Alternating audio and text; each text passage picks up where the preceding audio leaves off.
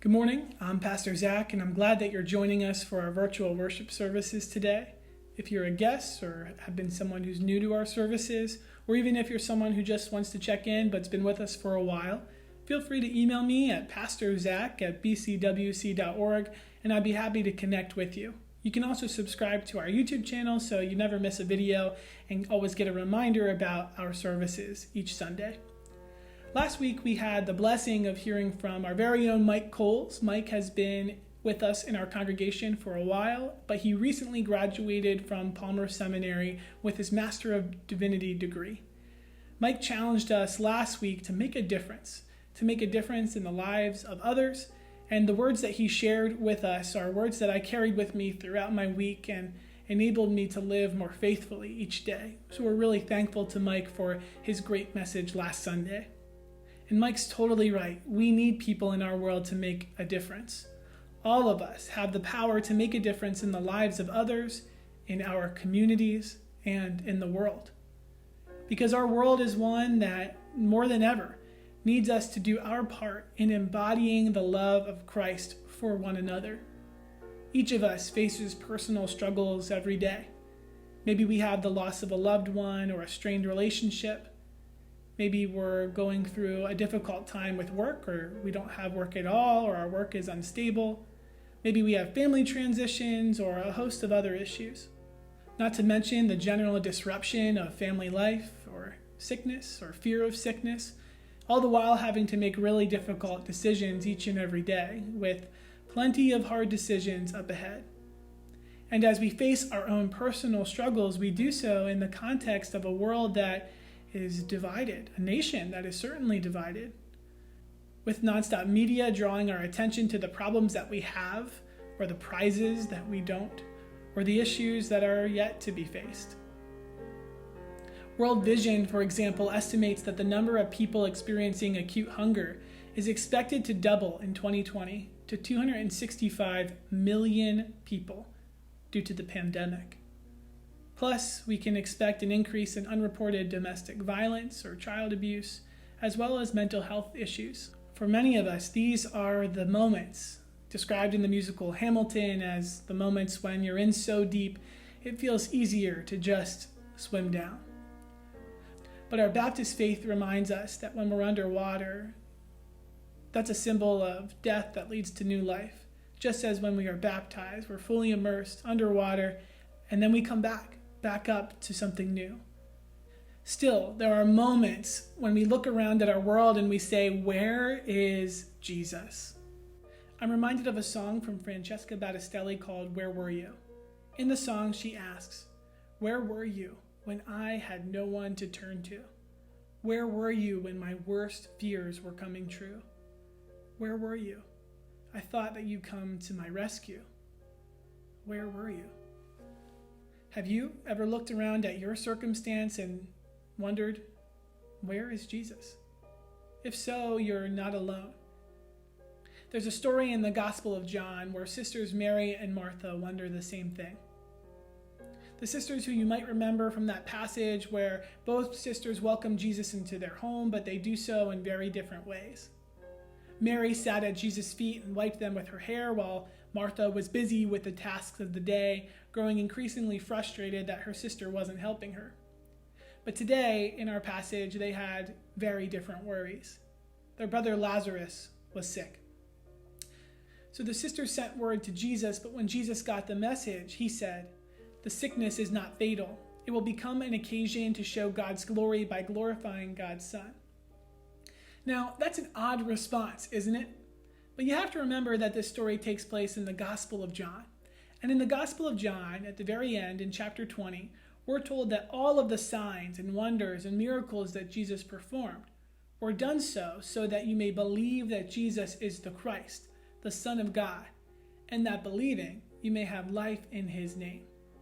So everything in the Gospel of John points to this mystery of Jesus' divinity and power and his identity as the Son of God. Knowing that helps us to understand Jesus' response a little better. So even though Jesus loved Mary and Martha and Lazarus, he still waited for 2 days after hearing that Lazarus was sick. And after the 2 days, he says to his disciples, let's go back to Judea. This leads to a really interesting conversation with the disciples in which they're first confused why we would need to go back. They're also hesitant to go back because Jesus could be in danger. But Jesus affirms to them that it is time for him to reveal his true self to them and to the people around them. When Jesus had finally arrived in Judea, Lazarus had been dead for 4 days. You can imagine the anguish of these sisters that they were experiencing. They had trusted Jesus with everything they had. They had believed in him. They had sent for him. They loved him. But when they needed him most, he came too late. And when Jesus did arrive, the community was there, gathered around to support the grieving sisters. And Martha heard that Jesus was coming, and so she ran out to meet him, and Mary remained in the house. Martha was the first to say, "Jesus, if you had been here, my brother would not have died. And even now I know that whatever you ask of God, God will give you." Martha's faith, or maybe her desperation and grief, led her to not give up talking to Jesus, even after this devastating loss. Jesus responded that your brother will be raised up.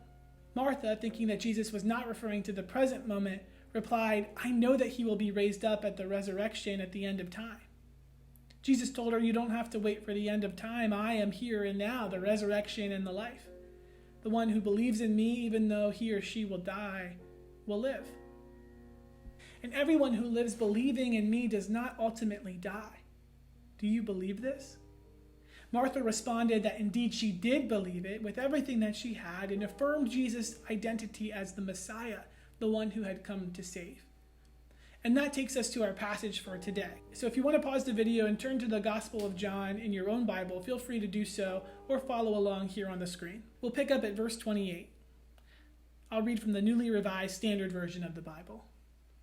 When Martha had said this, she went back and called her sister Mary, and told her privately, "The teacher is here and is calling for you." And when Mary heard it, she got up quickly and went to him.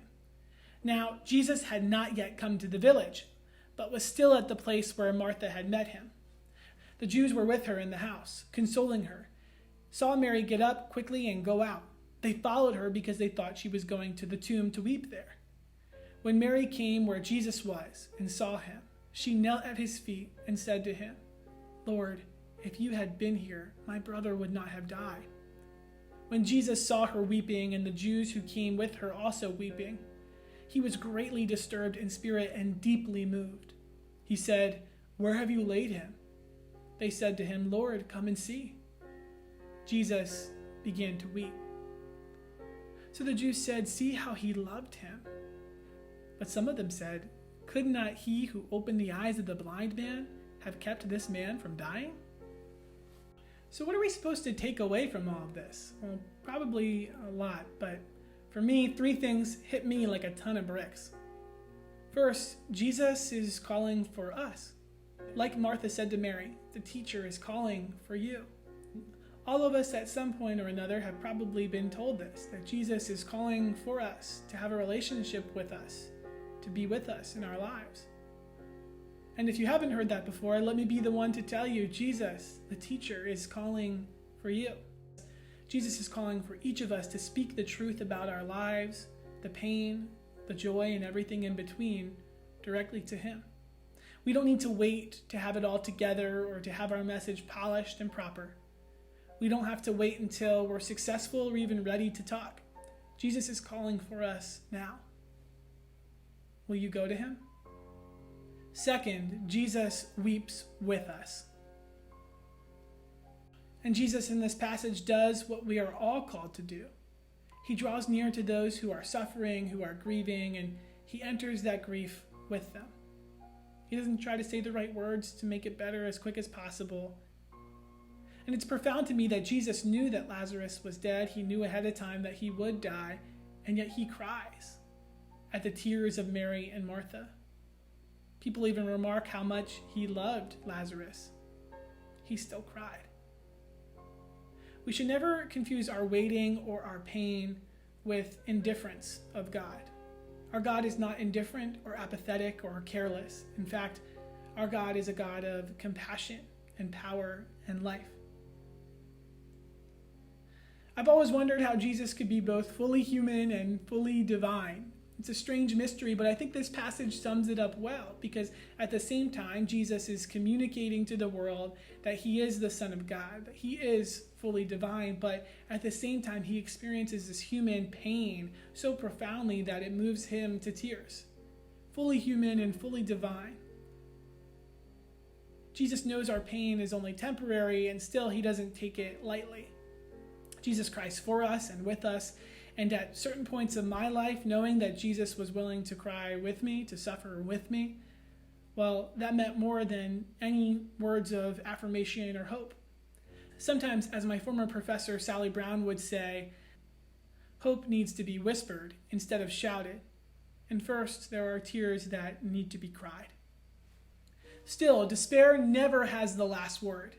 As fellow Baptist minister and recently deceased civil rights activist John Lewis said, "Do not get lost in a sea of despair. Be hopeful. Be optimistic. Our struggle is not the struggle of a day, a week, a month, or a year. It is the struggle of a lifetime." It's in the midst of this struggle that we get to third, Jesus promises resurrection. We go on to read that by the time Jesus arrived at the tomb, the stench of death lingered. Jesus, foreshadowing his own resurrection, had the stone of the tomb of Lazarus rolled away and commanded Lazarus to come out and be let loose, which miraculously he did. Jesus spoke life at the gates of death. He demonstrated his resurrection power. Defying death was the final straw, however, for the religious authorities. From that day on, they plotted to kill Jesus. I believe that anybody who speaks life in the midst of death is bound to get in trouble sooner or later. And to finish that quote from John Lewis, he goes on to say, "Never ever be afraid to make some noise and get in good trouble, necessary trouble." Sometimes people like to paint Jesus as this nice, fluffy, polite do-gooder.